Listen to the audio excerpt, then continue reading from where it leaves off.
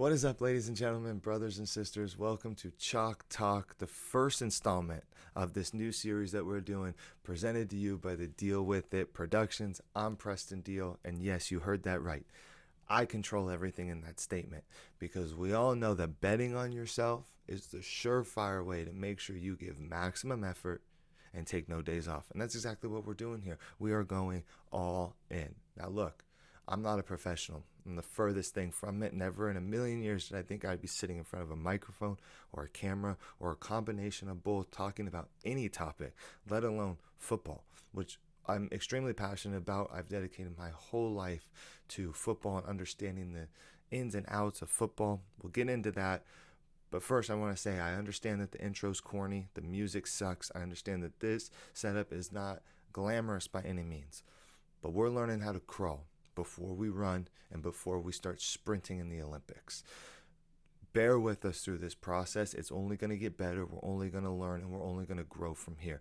I appreciate all the love. I appreciate all the support. Everybody that's been backing me, pushing me to do something like this.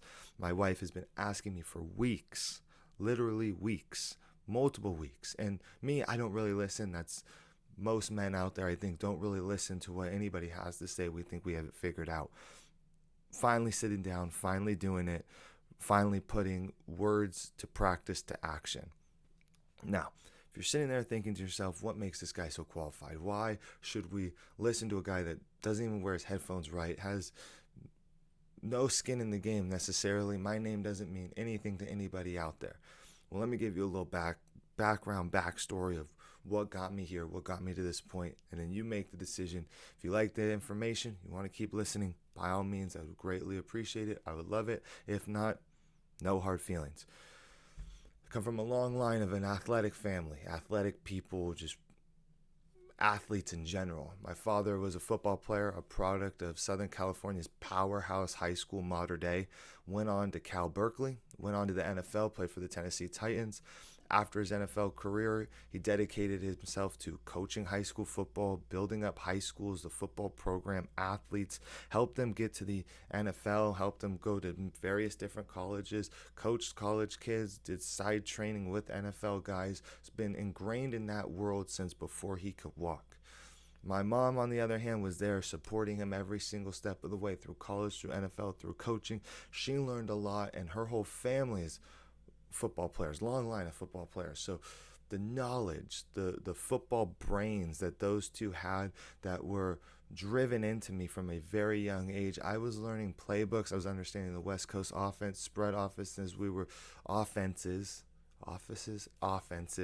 We were learning everything about NFL teams, who the general managers were, who the coaches were, before I was doing anything of any educational value.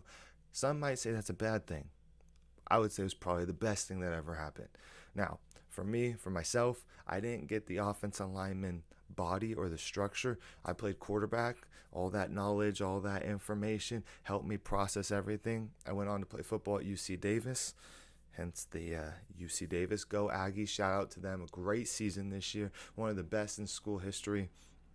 Throughout my process at Davis, I started to realize that I was vouching more for other players on the team than I was even vouching for myself to get playing time or reps or anything like that. I found myself more of like an agent in a way while I was finishing out my education.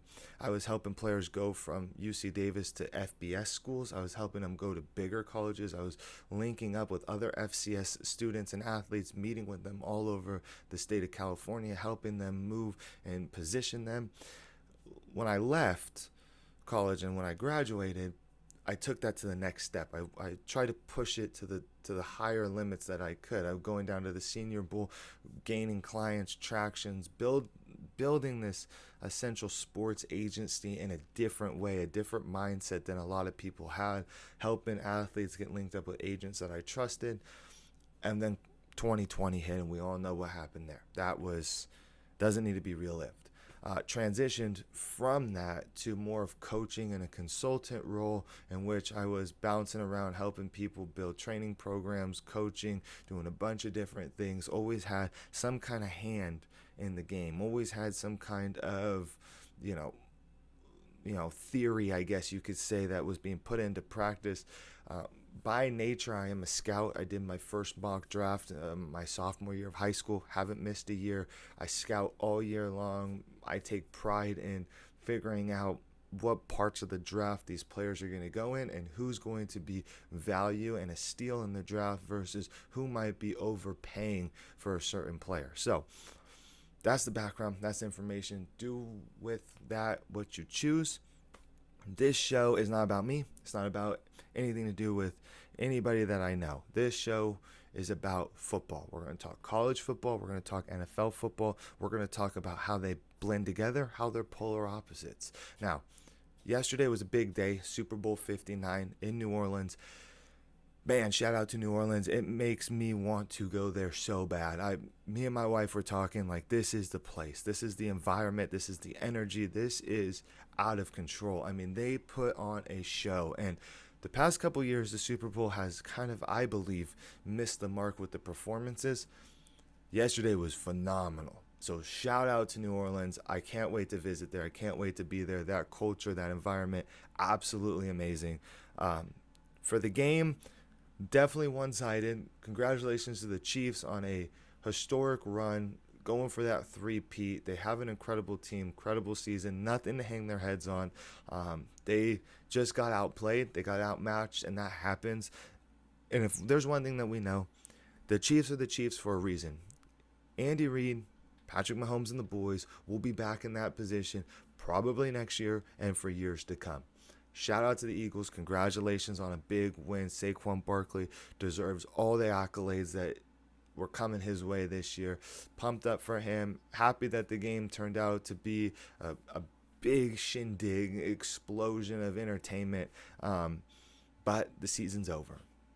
And with that being said, today the Eagles reminisce on a great season and a win.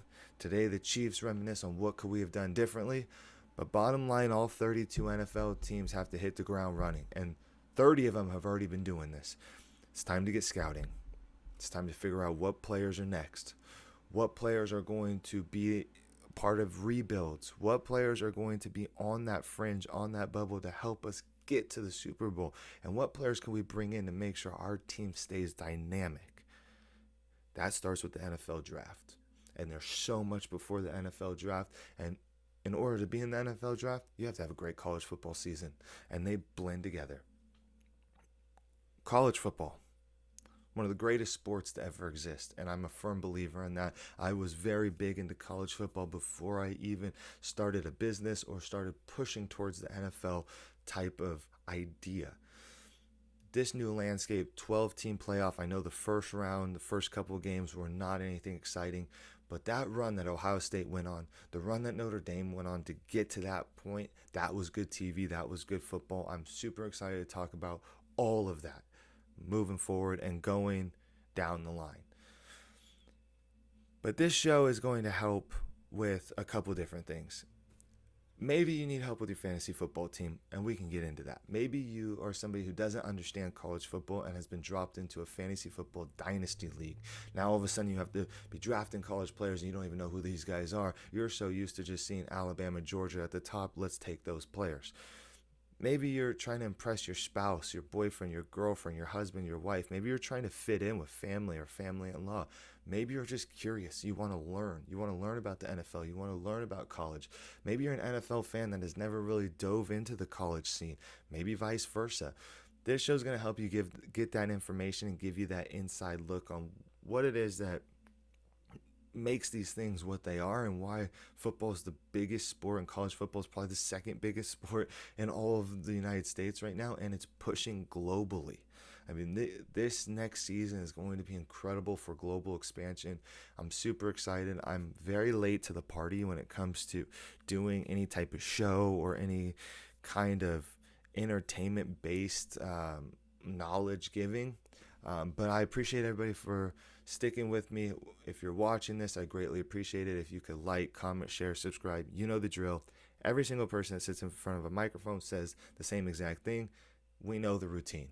But it would help us out and help us grow in that organic, natural, grass-rooted type of trajectory that we want to go on. Malfunction. Day one, there's a malfunction. Anyways, like I was saying, football season's over, and we need to transition into the off season. We need to transition into these next couple stages of where these college athletes are going on to be NFL athletes and what those NFL teams are looking for. So, if your team's in rebuild, don't panic. If your team's on the fringe, don't panic. And if your team is in the Super Bowl, just won the Super Bowl or lost the Super Bowl, let's keep it there. Let's keep the traction going. The steps to what we're looking at, we just came off the Senior Bowl and the Shrine Bowl. Those are the last time that we're really going to see athletes full pad, full gear, full contact, kind of giving it their last hurrah. Everything else will be in shorts, t-shirts. We have the combine coming up. We have pro days. We have top 30 visits. We have interviews. We have so much going on. We're going to dive through it all. In the process of all that, we also have free agent signings in the NFL. We have trades, trade rumors. We have signings of franchise tags, signing players to max deals. We'll go through all of it. We'll talk about what's good, what's bad, what should happen, what shouldn't happen. We'll get into it. So there's no fear there. We'll cover it all. But I want to start by looking back because I am late to the party. I've been doing a lot of scouting on the Senior Bowl and the Shrine Bowl. I think that those are pivotal moments for players when they go to these, these last chance kind of, put the pads on. Let's hit it. We're the top players. We are what everybody saw as the best players in college. Seniors, juniors got to go this year to the Senior Bowl. The Shrine Bowl is the top players that they've witnessed. Look, I don't believe that there's winners and losers in the draft process. I've never been somebody that says, "Oh, well, you lost. That's a loss. That was bad," even if the performance is bad. Football players are a lot like stocks in the stock market. So if you're analytical and you study the trends and the movements, you understand that throughout a day the stock could rise dramatically, it could fall dramatically. There's always a chance that it could go up and down, always a chance that we can come back to even ground. I feel like that is the truest statement for athletes in the draft process. I've always told everybody I've ever worked with, don't panic. We will get you, if your stock drops, we'll get it back up. If it rises, let's keep it up.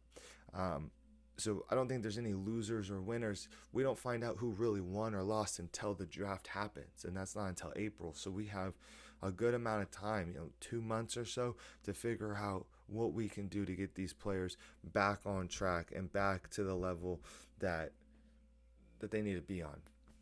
So I'm going to give you a little insight. This is what the show is going to be about: insight, information. Take what you want from it, use what you want from it, use it as yours.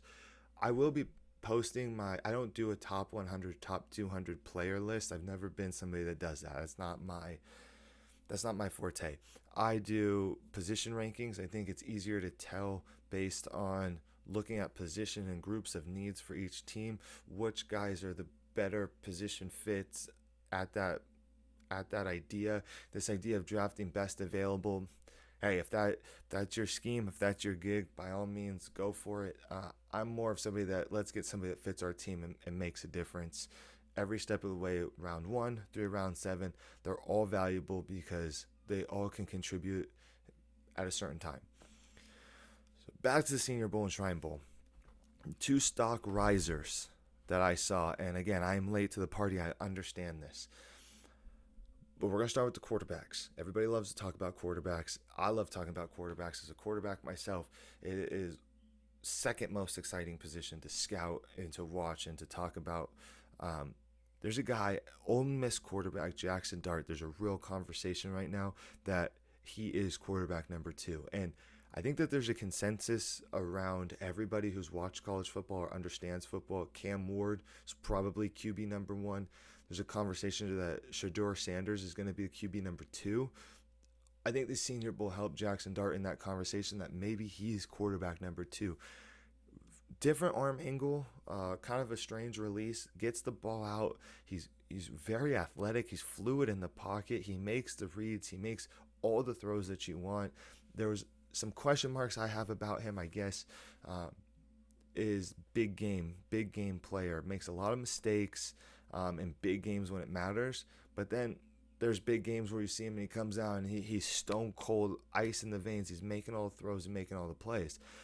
there's value in having a guy that will lay it out there every time on the line. He's a gunslinger, man. And if you can get him into a system where you can kind of mold that gunslinger mentality, this guy's going to be good. So if you're a team that's looking for a quarterback and you're a fan and you see them draft Jackson Dart, if he is number two quarterback off the board, don't panic. I think he's going to develop into a great NFL quarterback.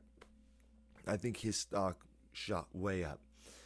The next guy is Gray Zabel, FCS guy, North Dakota State offensive lineman, played tackle in college, goes to the Senior Bowl, plays right guard, left guard, center, dominates on one-on-ones, goes to the team period, absolutely manhandling guys that are from top tier schools, Alabama, Georgia, LSU, those schools that you think of as being dominant. He dominated them. This is a guy that's versatile, can play the interior O-line, and hey, if we have a Kansas City Chiefs situation, he's your starting left guard. He's played tackle. He's big enough to play tackle. You can kick him out and he will be a flawless transition. This guy is what you want to build your offense around. He's a staple and he will be making your offense better for 10 to 15 years if he stays healthy, which we know those North Dakota State boys, they stay healthy and they play. 2 stock drops. I hate to beat a dead horse over and over and over again. This conversation, this topic has come up over and over and over again. Jalen Milroe, Alabama quarterback. One of, if not the best deep ball passers, definitely the best athlete at quarterback, insane specimen. I mean, if you're building a quarterback on Madden or NCAA 25, you're probably building him to look like that. A lot of inconsistencies on the short to intermediate game, a lot of panicking in the pocket, relies a lot on that athletic ability. I was hoping he came in and answered every single question that we had about him. Just did not happen at the Senior Bowl. Combine, he's going to blow it up. We know that, and I hope his pro day, his stock shoots up because this guy is special, and he can be very special in the right scheme and in the right offense, really, because we saw the Ravens do it with Lamar Jackson where they changed their whole identity, and now Lamar's one of the best quarterbacks in the NFL. So don't sleep on the Jalen Milroe conversation just from the Senior Bowl alone. His stock definitely dropped more than I think a lot of people anticipated. Another stock drop was actually from the Shrine Bowl. Safety, Shiloh Sanders, Deion Sanders' son. The one-on-ones, they just didn't look right. It kind of mimics what I saw in tape of just kind of being lost in space and kind of confused, which is shocking because he knows the defense. He's super smart. Those kids are very intelligent. They've been studying football since before they could walk.